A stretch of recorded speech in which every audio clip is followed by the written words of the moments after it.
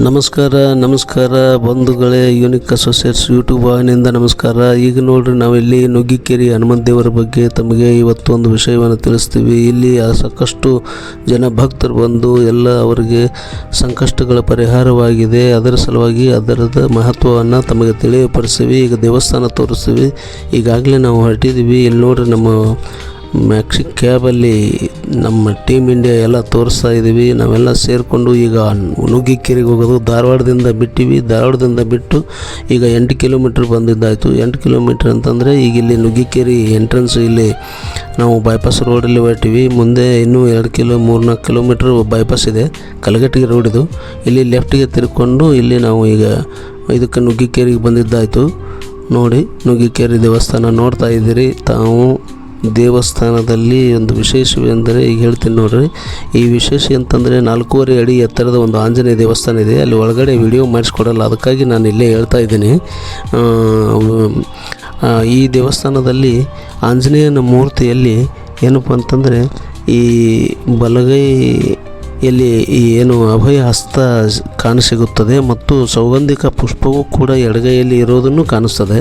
ಜನಿವಾರ ಮೂರ್ತಿ ಇದೆ ಆ ದೇವಸ್ಥಾನದಲ್ಲಿ. ನಮಗೆ ಅಲಂಕಾರದಲ್ಲಿ ಕಾಣೋದಿಲ್ಲ, ಬಟ್ ಉಡುದಾರ ಜನಿವಾರ ಮತ್ತು ತಲೆಯಲ್ಲಿ ಜುಟ್ಟು, ಇವನ್ನೆಲ್ಲ ಕೌಪಿನಧಾರಿ ಆಂಜನೇಯ ಇವೆಲ್ಲ ಏನಪ್ಪ ಅಂತಂದರೆ, ಪ್ರತಿಯೊಂದು ಆಂಜನೇಯಗೂ ಪೂರ್ವಾಭಿಮುಖವಾಗಿ ಇರುವಂಥ ಆಂಜನೇಯರಿಗೆ ಈ ಎಲ್ಲ ಮೂರ್ತಿ ಕೆತ್ತನೆಯಲ್ಲಿ ಇವೆಲ್ಲ ಕಾಣಿಸ್ತಾ ಇರೋದಿಲ್ಲ, ಕೆಲವು ಕಡೆ ಇರಲ್ಲ, ಮತ್ತು ಒಂದು ಕಣ್ಣು ಮಾತ್ರ ಕಾಣ್ತದೆ.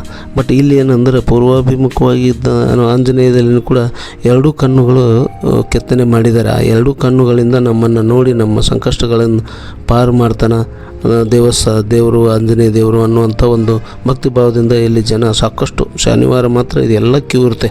ಅದಕ್ಕಾಗಿಯೇ ನಾವು ಏನು ಅಂತಂದರೆ ಇವತ್ತಿನ ದಿವಸ ಬಂದಿದ್ದು. ಏನ್ರಿ, ಈ ಶನಿವಾರ ವೀಡಿಯೋ ಮಾಡಲಿಕ್ಕೆ ಆಗಲ್ಲ, ತುಂಬ ಗಲಾಟೆ ರಶ್ ಇರುತ್ತೆ ಅಂತೇಳಿ ಎಲ್ಲದಕ್ಕೂ ಕ್ಯೂ ಇರುತ್ತೆ. ಅದಕ್ಕಾಗಿ ನೋಡಿರಿ, ಈಗ ಒಳಗಡೆ ಹೋಗ್ತಾ ಇದ್ದೀವಿ. ಇದೇ ದೇವಸ್ಥಾನದ ಆವರಣ. ಇದು ಪಾರ್ಕಿಂಗ್ ವ್ಯವಸ್ಥೆ ಇಲ್ಲಿ ಇದೆ. ತುಂಬ ವಿಶಾಲವಾದಂಥ ಒಂದು ಪರಿಸರ. ಸುಮಾರು 15ನೇ ಶತಮಾನದಲ್ಲಿ ವಿಜಯನಗರ ಶ್ರೀಕೃಷ್ಣ ದೇವರಾಯರ ಆಸ್ಥಾನದಲ್ಲಿ ಗುರುಗಳಾದ ವ್ಯಾಸರಾಯ ತೀರ್ಥರು ಇದನ್ನು ದೇವಸ್ಥಾನವನ್ನು ಪ್ರತಿಷ್ಠಾಪಿಸಿದ್ದಾರೆ. ಪ್ರಾಚೀನ ಕಾಲದಲ್ಲಿ ಅಗಸ್ತ್ಯ ಋಷಿಗಳು ಒಂದು ತಪಗೈದಂಥ ಸ್ಥಳ ಇದು. ಅವರು ತಪಗೈದಂಥ ಸ್ಥಳದಲ್ಲಿ ಒಂದು ಆಂಜನೇಯನ್ನು ನಿರ್ಮಿಸಲಾಯಿತು. ಇದು ಏನಂತಂದರೆ, ಪೇಶ್ವೆರಾಜರ ಆಡಳಿತ ಇತ್ತಲ್ಲ, ಆವಾಗ ಅದ ನಂತರ ದೇಸಾಯಿಯವರು ಮನೆತನಕ್ಕೆ ಇದಾಯ್ತದೆ ನಡೆಸುವನ್ನು ಬಂದಿದ್ದಾರೆ. ಮತ್ತು ಇಲ್ಲೇನಪ್ಪ ಅಂತಂತಂದ್ರೆ, ಅನೇಕ ಜನರೆಲ್ಲ ಸೇರಿ ಸಾವಿರಾರು ವರ್ಷದ ನಂತರ ಇಲ್ಲಿ ಈ ಕೆಲವೊಂದು ಭಾರತದ ಮೇಲೆ ಅನೇಕ ಆಕ್ರಮಣಗಳಾದವು. ಆ ಆಕ್ರಮಣಗಳು ಆಗೋ ಟೈಮ್ದಲ್ಲಿ ದೇವಸ್ಥಾನಗಳನ್ನು, ಮೂರ್ತಿಗಳನ್ನು ಮಾಡಬಾರ್ದು, ಅದನ್ನು ಒಡಿಬಾರ್ದು ಅಂತ ಅದನ್ನು ತೆಗೆದಿಡ್ತಿದ್ರು. ಹಾಗೆ ತೆಗೆದಿಟ್ಟಂಥ ಒಂದು ಕೆರೆ ಭಾಗಗಳಲ್ಲಿ ತೆಗೆದಿಡ್ತಿದ್ರು. ಹಾಗೆ ಇಲ್ಲಿ ಮುಚ್ಚಿ ಇಟ್ಟಂಥ ಇದು ಜಾಗೃತವಾದಂಥ ಒಂದು ಆಂಜನೇಯ ದೇವಸ್ಥಾನ ಇದು. ಅದಕ್ಕಾಗಿಯೇ ಜಾಗೃತ ಆಂಜನೇಯ ಅನ್ನುವಂಥ ಒಂದು ಹೆಸರು ಬಂತು ನುಗ್ಗಿಕೇರಿ ಆಂಜನೇಯಗೆ. ಆದ್ದರಿಂದ ಇಲ್ಲಿ ಬಹಳ ಮಹತ್ವ ಇದೆ. ಇಲ್ಲಿ ಈಗ ದಾಸೋಹ ಇದೆ ಶನಿವಾರ, ಮತ್ತು ಅಲ್ಲಿ ವಿಶಾಲವಾದಂಥ ಮಂದಿರ ಇದು. ಹಿಂದಿನ ಬಾಗಿಲಿಂದ ಈ ಕಡೆ ಬಂದ್ವಿ ನಾವು. ಈ ಶಾಳದಿಂದ ಹಿಂದ್ಗಡೆ ಬಂದರೆ ಇಲ್ಲಿ ನವಗ್ರಹ ಮಂಟಪ ಮಾಡಿದ್ದಾರೆ.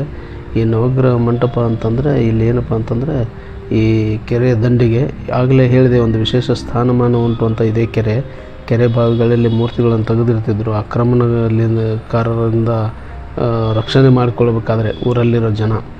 ಈಗ ಸಾವಿರಾರು ವರ್ಷದ ಹಿಂದೆ ಹೇಳೋದು ನಾನು, 15ನೇ ಶತಮಾನದಲ್ಲಿ ಇದನ್ನು ಪುನರ್ ಪ್ರತಿಷ್ಠಾಪಿಸಿದರು. ಅದಕ್ಕಿಂತ ಮುಂಚಿಂದೆ ಅದು ದೇವರು ಹೆಂಗಂತಂದರೆ, ಅದಕ್ಕೊಂದು ಕತೆ ಹೇಳ್ತೀನಿ ನೋಡ್ರಿ.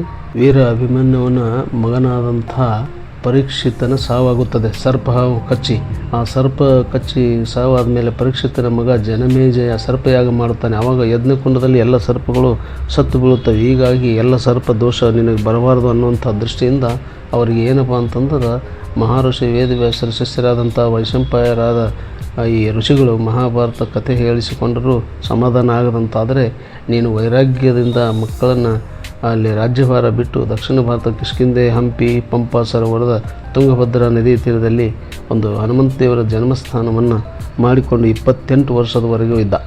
ಅದೇ ರೀತಿ 732 ಹನುಮಂತ ದೇವರ ಮೂರ್ತಿಗಳನ್ನು ಅವನು ಪ್ರತಿಷ್ಠಾಪಿಸಿದ. ಹಾಗಾಗಿ ಆ ಒಂದು ಹಿಸ್ಟ್ರಿ ಬಂದಿದೆ. ಹಲೋ, ಎಲ್ಲರೂ ಹೇಗಿದ್ದೀರಾ? ನುಗ್ಗಿಕೇರಿ ನೋಡ್ಕೊಂಡು ವಾಪಸ್ ಧಾರವಾಡಕ್ಕೆ ಬರ್ತಾಯಿದ್ದೀವಿ.